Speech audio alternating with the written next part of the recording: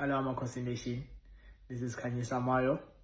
I'm very excited to tell you that I'll be coming home to be part of the biggest football family in the world. Hello, everybody, and welcome to iDiskiTV. My name is Gulule Gonkeo. I'm with Lindo Pep every Monday. So, Khanyisa Mayo finally joins his father's former club, Kaizer Chiefs. He's on loan from Belouizdad in Algeria. He was coached by Sead Ramovic. He's a German Bosnian who once coached TS Galaxy. On a different day, maybe we might even politic about that he failed to take care of a South African player. Whereas the depoliticized population of South Africa were defending him against Rulani Mukwena. And if you look at Rulani Mukwena in Wydad, he took care of Cassius Mailula, he took care of Temi Ngoshelosh. But that's not what we're going to discuss today. But on a different day, maybe, if you have the appetite, you can look at that and say, why did he fail to protect our South African player? However, one man's loss, Belouizdad's loss, is Kaizer Chiefs' gain, Lindo Pep. Does Khanyisa Mayo improve Kaizer Chiefs? It's a loan deal. Kaizer Chiefs are up on the table, and we were talking about, of course, Kaizer Chiefs needing to look realistically about what can they achieve. Does this move the needle in terms of maybe solidifying the third spot or even putting them as a solid title contender? Yeah, Nkulego. That's why, to be honest with you, it's very difficult to make my predictions before the end of the transfer window. For sure. Because teams can surprise you. And for me... Our transfer window has not ended? Yeah, Monday 22nd, I think. Okay. Yeah, so we still have... I think more teams can still sign players. Hence, I still feel that the things might change in the table, in my opinion. Assuming that no one signs anyone else. Yeah. Let's limit ourselves to that. Although that's not going to happen. But For sure. does this then stamp the authority? Maybe let's look at Khanyisa Mayo. Once upon a time, he's at Cape Town City. Scores goals, somewhere between 10 and 13 goals. You know, that kind of a striker. He doesn't score less than 10 goals, so that's not so bad. At Cape Town City, he scores around 10 goals, maybe in his best seasons up to 14 goals, who knows. But we lived through those moments. We were here covering him. What do you like about him as a forward, and does he improve Kaizer Chiefs? Yeah, it definitely improves Kaizer Chiefs. I think he's better than most of the forwards they have, in my opinion. And a very versatile player. You look at him in his days at Richards Bay, Mr. Nkeu. I think he Richards Bay scored very important goals in terms of them qualifying to or getting promotion to the highest level of South African football. He gets to Cape Town City in his first season, and I think he has a brilliant breakout season, even though he doesn't score a lot of goals. Second season, that's where we see him. And we see him where I think they change his position now. Because when he started coming from wide, playing more as a number 10, a little bit quick, maybe was not skillful, but very direct. He's got technique. Maybe a lot of people can shooting the ball. He can kick the ball. He's got an unbelievable cross from deep. But when his breakout season, Mr. Nke, we used to score very, very important goals, crucial goals in big matches, in matches of consequence. I think they won a competition as well with Coach Ben, if I'm not mistaken. But you look at his performance at Cape Town City as a footballer, as a striker. Remember, he was 23, 24, and for a player to get double figures in his first season was amazing, in my opinion. Got an international call up. Mr. Nke, from a player profile, let's profile him a little bit.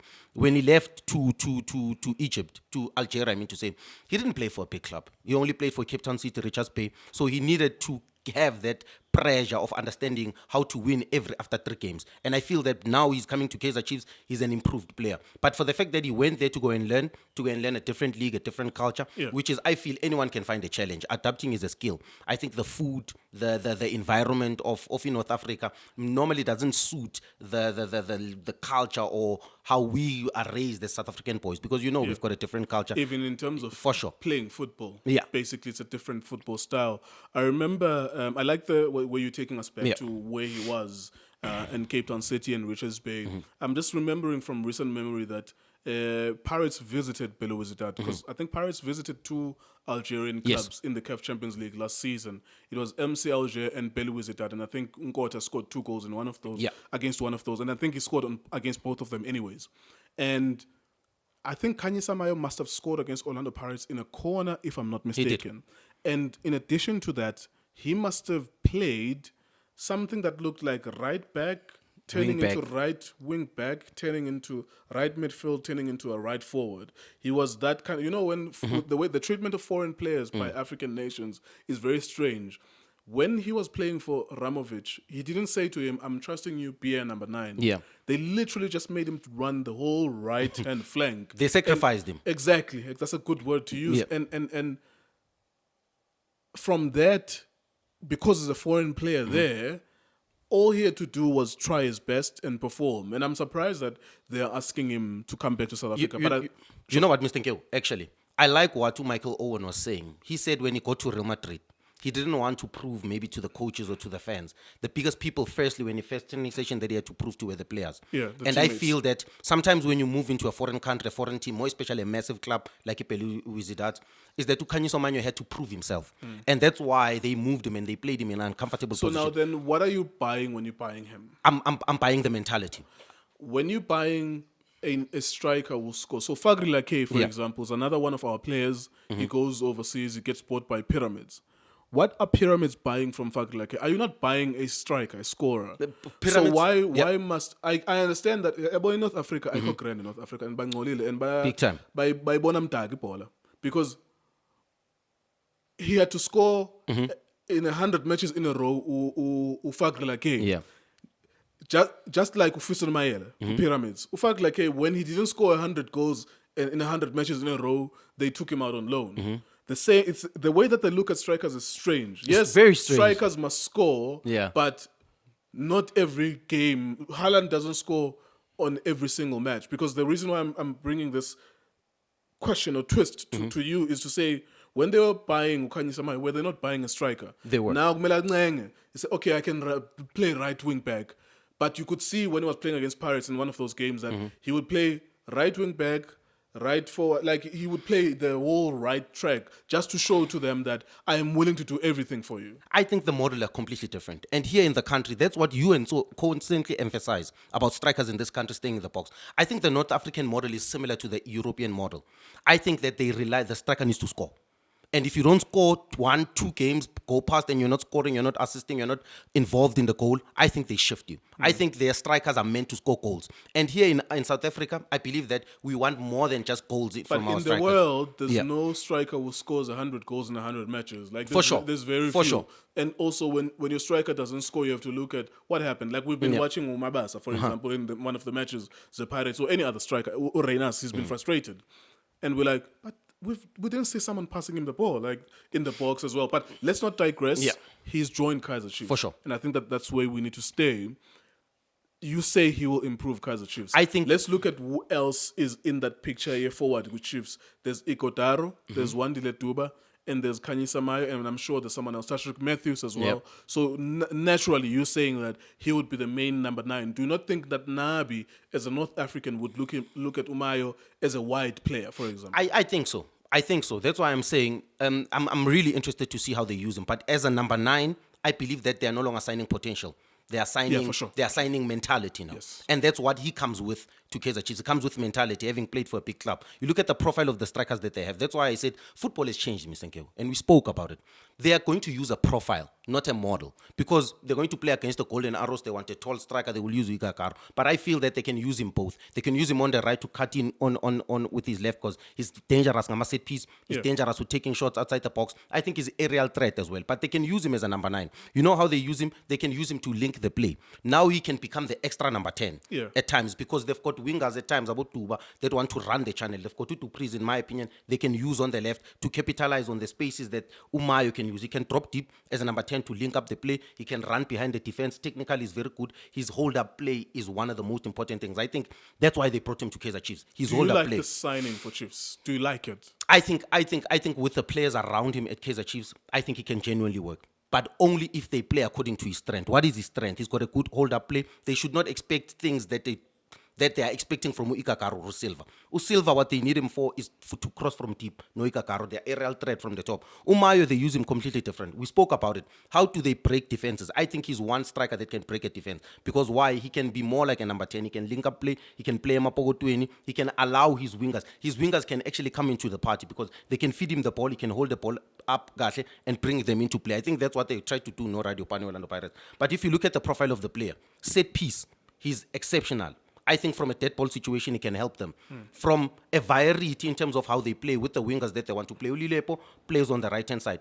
I think he can help him at least in a connection. That Ulilepo can always have a combination pass for them to join into the box. And also what is important is goals. He's seasoned in the Betway Premiership. He's played over 50 games. Has he scored goals in this league? For sure. He scored over 30 goals, if I'm not mistaken. He's at home. He's at home as well. He's comfortable. It's his father's team. Yeah. Will he be able to deal with the pressure? That's completely different. That's why I said, for me, he's more suited for a Kaizer Chiefs. But if he came from Cape Town City, went to Kaizer Chiefs, I believe he might have needed time to adapt. But now he's played for a big club. He's played under extreme pressure. Champions League football. Champions League football. He's had the responsibility as a foreign player to score goals for the biggest club in Algeria. Now he's got a responsibility of scoring goals for the biggest club. MC Alger, USM Alger. For sure. Yeah, you know what I mean? This one is an emerging team in Mali. Belouizdad. 5 or 6 years ago, they got some money, and then of course they are one of the biggest in Africa. Yeah. But internally, it's like Sundowns is not the biggest team in South Africa, for example. Yeah. But they are the best team in South Africa and one of the best in Africa. I think people can forgive me. I'm not in Algeria to know. Let's wrap it up then, because we need to move on to the next one with Bafana Bafana in Nigeria. This is respectable for Chiefs. I must say. Yeah. It's Good very signing. respectable. Good signing. Respectable. And I think, of course, the season is long. We've only seen 3 or 4 matches. I think that, assuming that Chiefs beat who they're supposed to beat in the matches that they're supposed to win, they naturally just become a top 3 team again. Maybe if you minus Stellenbosch there in that picture, because Stellenbosch is a selling club. You know what I would think you correct they need? me in that? You know what I think they need, Mr. K? And I'm happy with I'm not that. saying the puzzle is complete, of course. I'm just saying that you add layers to it. Yeah. This player, that player, For sure. especially decent players. Then you naturally become, because it's wide open, number 3. Number Yeah. 1 and number 2, we know who they are. Even if they don't win I would still say, even if Sundowns and Pirates don't win the league, they both finish number 9 and number 8. They've been consistently number 1 and number 2, that next year I would still call them number 1 and number 2. Yeah. The best and the second best teams in South Africa. I think with number 3 is wide open. Anyone can go for it. And naturally, because Chiefs is the biggest team in the country, that's their natural place, and they can fight to go back to being one of the best in the country. I think when you look at their squad, I think they've got hard runners in midfield, which can help them to close ama distances. Gundlovu, Noqele, and Nomthetho as well. Maybe not ball playing, but in terms of covering distance. But I feel that they've got 2 special players, in my opinion, that if Ingondo iyahlangana kahle kahle, they've got a very special pass. Ukastin Serino can be very creative. We spoke about it, him being, and I'm keep Khanyisa Mayo, I'm keeper, that boy can finish. Uvila as well. I think if Naye, he can come into the party as well. I think he's one of the players that have got a final pass. And this is what they need from Umtu. And I think that's why they brought Tulebu Mabue. They need hard runners in number 10 as well. Different variety number 10. People who can run behind with Khanyisa Mayo. Because I believe that with his hold-up play, he can bring out the best in Utuba, who can run the channel. He can bring out the best in Umtu. Umtu is a number 10 that doesn't like being on the ball. He likes running the channel or running behind the defense. Because sometimes, Dupriz, I think he can also bring the best. I think maybe this is where you see the reemergence of Dupriz. Because they need a player I think that's a sleeping giant. There's not going to be the greatest player, but For what sure. we saw at Stellenbosch with Dupriz, he just needs someone who believes in him. Mr. Nkeo, Because you need to find him Yeah. in space. So Dupriz is not a player that you need to find so that he confronts a defender. But if you have a very clever midfield, which is what Stellenbosch did a lot, is to, with the pass, eliminate the defender so that you can find him so that he's 1v1 with the keeper. He's space hungry. Yes. And with a number 10, like with a number 9 like Kumayo, who's a ball playing number 10, a striker, you need wingers that love to run the space. You need midfielders or wingers that can smell the space. Number forward. 3, back at number 3, Chiefs? Number 3, number 4 is still a successful season for me. That's why I said initially, Mr. Nkeo, between 6 and 3 is very successful. Very Coach Nabi. respectable as well. Very respectful. For the number 9s that they've been, very respectable. And then from there, next year, we might talk a different language to say now, because you're the biggest team in the country, we can't expect you to always finish number 3. When is your better season than that? Mr. Nkeo, I know we're taking longer. I think that's the Nabi project. Get Kaizer Chiefs back to at least competing. Absolutely. Nobody's expecting him to win the league. I think, even though they might say it's his mandate, but I think the biggest project Coach Nabi is make Kaizer Chiefs a better club. Make Kaizer Chiefs a club that's difficult to beat again. Absolutely. And I think they're moving in the right direction. 100% agree. Looking forward to it as well. Let's change gears now to talk Bafana Bafana against Nigeria. We are running out of time. We give ourselves a 20-minute time limit with these shows. Please make sure you subscribe as well. Maybe like our content and so on and so forth. I keep on seeing our videos on social media, and I'm not big on social media. I have only Facebook, and I like scrolling up and down, and I hate seeing myself in those videos. But sometimes these kids steal our content, and they get like 500,000 views and all of that. One day I will copyright strike them, and they lose their channels. That's a risk you take, but then I'm not that type of a person. What's your realistic hope tomorrow against Nigeria? Because I'm looking at Bafana Bafana, I'm looking at our backline. It looks like a young backline. Yeah. It's new. It's Moloisane and Mbogaz. Mbogaz, of course, is fantastic. Moloisane as well is a very good defender. Modiban perhaps is the only one who's experienced there. The last time we played Nigeria at the African Cup of Nations, we were very defensive. And I remember that we asked Upesitao to help Aubrey, and then we asked whoever was on the right to help Ukekana, and we defended a lot, and it ended 1-1, and we lost on penalties as well. I have this feeling, and I said this to Bobo, that we might just go there and defend, because if we do get a point, it's almost curtains for Nigeria, assuming that we don't get deducted 3 points. What's your feeling at this moment about how we could approach that game? I think Nigeria is nervous, in my opinion. And when a team is nervous, this is the right time to pounce. I believe that progression, improvement, growth for Bafana Bafana is playing every match to win, not playing every match not to lose. And for me, how we approach this game is very important from a growth perspective. I believe that in Nigeria is... So do you genuinely believe that Hugo Bros has become that coach? That because I think you are who you are. Like some coaches, just like who I think Cardoso is telling us at Sundowns, Cardoso, even not Jose Rivero at Paris, they were telling us who they were. That if there's no stakes, for example, at the Club World Cup, you can play an open game because no one's going to die. No one expects you to win the tournament. And then if it's a game of high stakes against Al Ahly in the semi-final of the CAF Champions League, one of the games also starts without a striker. So, for example, Hugo Bros is who he is in terms of how he sees football. Kevin Hunt, illustrious career, 4 league titles, but throughout this career, he tells us who he is, that when the stakes are very high, I will be very solid. 7 defensive players, maybe sacrifice with 3 attacking players. So do you believe that he will open up tomorrow? I think he will open up unless there's influence from the analysts. Because sometimes our analysts overanalyze situations. Even though for me, sometimes football is about the moment, it's about the feeling. That's why I started by saying Nigeria is nervous. And already those players will go onto the pitch having the mentality of, we need to win. And sometimes going into a match, obviously desperate to win, there are so many mistakes. Football is a game of mistakes. And for me, this is the right time to say to Nigeria, hey, we are not here to defend. We are here to keep the ball. And the best way to frustrate them is to keep the ball, which is our best quality as a national team. Keep the ball, frustrate them, let them come into our half, and we've got the best players to run behind. For me, this is what modern football needs at times, that needs to get people off their seat. We need to constantly emphasize players running behind the defense. There is no run that is more dangerous than running behind. And I believe that how we beat Lentuza in Nigeria tomorrow, how we make the game difficult for them, is that you've got an Ikram Renas who's a threat behind. You've got Tulail Foster who plays similar to Khanyisa Mayo. Maybe quality difference, can drop in my pockets, can play almost as a number 10. Then you've got the threat of running behind. You've got your police who can pick a deep pass. You've got so many of those players in our attack that can cause a threat. Umuwa Nkota is one of the best players in terms of running him behind. He's got a goal in him. The boy loves scoring. The midfield is a hard-running midfield that is also technical. They can win duels. We spoke about it in the Mamelodi Sundowns versus Orlando Pirates game. We've got midfielders who are willing to fight. The one thing that gives me confidence is you've got Tutebza, you've got Tumbata. Those two are obvious. They will fight. I was discussing that with Bob Wuti. Those 2 are obvious. They're going to play. Now the question is, Albas, or the third one is Mbule, which is an attacking option, or Albas, which is a containing option, or whoever else I'm forgetting who's a defensive midfield. So those 2 are obvious. It's going to be Umbata and Umukwena, rightfully. It should be. Now the third option is either informing us whether we're trying to attack or we're trying to contain. Exactly my point. And that's where we will see the improvement from Hugo Bros. That lineup and that number 10 should tell us everything.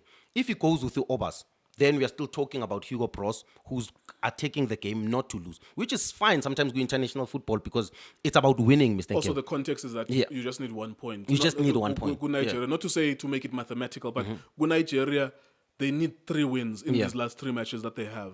If they draw against us, I think it takes them out completely. Yeah, I think it's going to be a tactical game from that perspective. But if he introduces Umbule, he tells you what he is trying to do. He's looking for control, he's looking for dominance, but he's also looking for an X factor, a player who's got a final pass. Also keep up on Aborenas. Because, Mr. Nkeu, we can defend, and then not have a player who's got the final pass, who's got the vision to see, or who's got we call him a space passer.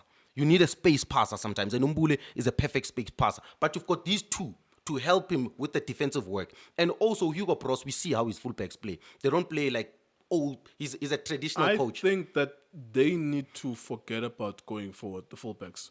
For sure, to 100%. compensate for if you play. So, for example, if you play Mbule, then the fullbacks must forget about going forward. Like I think you know how they can because use it's the them. quality of the opponent. Because I saw with the Lesotho game that we were kind of open because we saw a lot of Mutiba in the final third, and he's very good at that. But if you're playing against an Adamola Lokman, for example, and you overlap as a right wing back, Adamola Lokman is looking for that space. Yeah. And we contained him when we played them in the semi-finals Sure. of the AFCON because it was literally two double right backs Yeah. against him. So if you're gonna sacrifice with Umbule, who is a very good unlocker of defenses, but it's a sacrifice because it's not gonna give you the runs sure. in midfield, then it means you have to have a flat back four. Yeah. First and foremost. And also, we have to accept that they've got the best wingers in Africa. They've got Lukman, who I think was voted as the Africa's best player. Yeah. Their midfield is very strong as well. Yeah. Fred Ndidi, Abo, Alex Iwobi. I think we're going to have to contain Uwobi. Yeah. Because Uwobi's got the creativity. He's a playmaker. He's not a natural Nigerian player. He plays more like a South African. Sure. He's got this South African flair that I like in him. Osimhen is not there. But they've got some other strikers who are dangerous, Abo Simons and so forth. But for me, you look at their captain at the back. You look at both fullbacks. You look at the goalkeeper. He plays with us like with Chipa United. I'm sure there's certain traps and certain things that we can target from a Nigerian perspective. But in my opinion, I see it being a very difficult game for Nigeria. And us as South Africa, one thing that I want to see in that match is I don't want to see a team that is afraid to attack in Nigeria, even though I would accept us being defensive. I'm not naive to understand that this is a crucial moment. Yeah. We all want to go to the World Cup. It's also being, yes, that's a good point, wanting to go to the World Cup. But it's also the match. You see, sometimes if you have a 7-point gap against an opponent, you are Real Madrid, you have a 7-point gap, there's 2 matches left against Barcelona. You can be forgiven for attacking, for defending Barcelona, because you know that if you remove the possibility of them taking 3 points, then they won't get to you. Because I think Nigeria, unless South Africa is going to lose those 3 points from the deduction against Lesotho, assuming that we don't, then it means that we can get away with a draw there. But of course, there are problems with playing for a draw. Yeah. The problem being that you're just inviting the opponent. Nkulego, another thing is Nigeria hasn't been convincing. I saw them against They haven't been Rwanda. convincing. They can't play football. They can't play football. No, but also you have to give Hugo Bros credit, because if Hugo Bros wanted to go safe, you could have called Grant, you could have called Abo Pasadine, you could have called all of the players, the regular players that go into Bafana Bafana. But he still went with merit. I know that people in Gumida, they're complaining about players not being chosen on merit. Why Mtu is there? Why? No, for the most part, but for the most part, there's merit in Hugo Bros. There's no need to complain. And for me personally, to go with Umbogazi, to give him the trust, to play Ngabom Loisane, to give Abom Tunyelwa an opportunity, Monyane is back in the squad. Umbata is also improving. That's why Mr. Nkewa, I always emphasize with coaches and players improving individually, because that helps the team.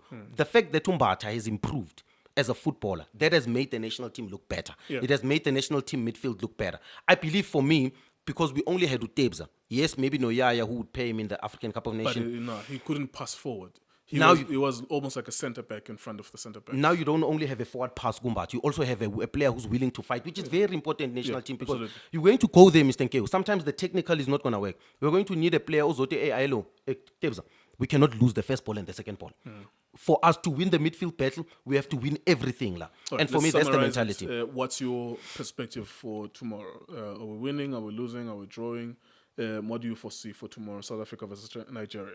I don't know. You know, with our young boys, maybe there's a mistake there. Okay, there is a goal for Nigeria. But to be honest with you, I've never had so much confidence in the South African boys from a performance confidence perspective. To win or confidence not to lose? Confidence not to lose. A draw I'd be happy with, but I do see us winning 1-0 or 2-1. All right, 2-1 or 1-0 to Bafana Bafana. There you are. Thank you very much, Lindo Pep. I shall see you tomorrow. Thank you very much to Khanyisa as well, our videographer. Thank you very much to you as well for watching us. Please make sure you subscribe.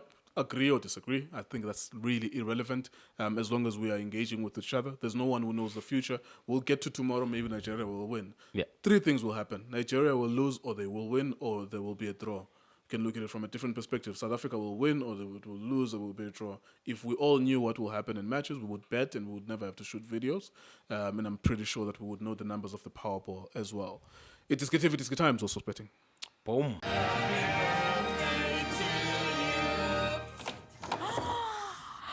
Opa made you a bucky. It's not a bucket. It's a Hilux.